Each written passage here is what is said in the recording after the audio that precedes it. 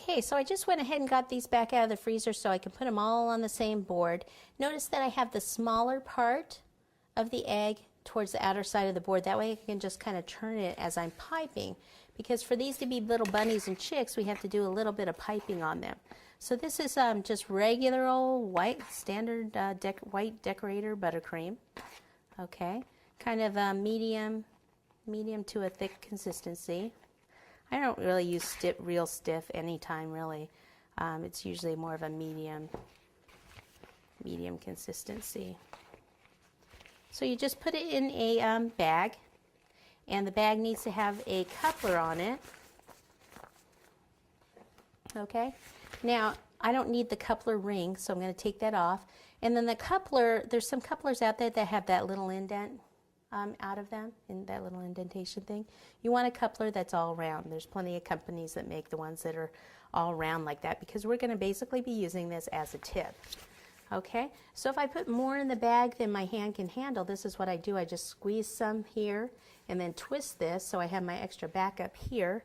Always squeeze some out to make sure it comes out right, that there's no little burp in there. And then let's see if I can do this to the side so you can get a better angle at it. To do the bunny, it's going to be like the back of the bunny here, and then the bunny head will be in the front.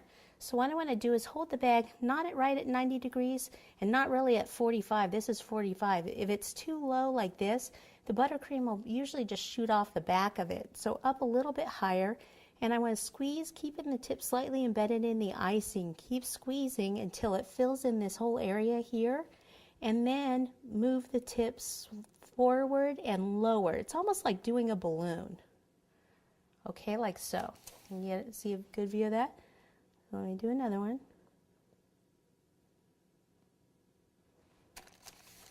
Okay, so there's 4 like that.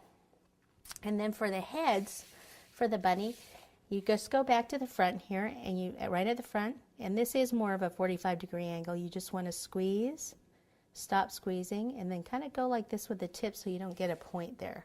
See how that's going to be his head? That's his little bum back here. For the little chickadee doodah, I do this one opposite. I have the head usually in the front, and then the tail back here where it's a little thinner. So what I want to do here is not quite in the middle, up just about 2/3 of the way up. What I do is I start to squeeze, move the tip back, and then when I get right about to the end, I keep squeezing but move the tip upward a little bit to give them like a little chickie tail, like so. About here, squeeze. See how slowly I'm doing it? If I do it too fast, then the icing's not going to go out to the outer edge there.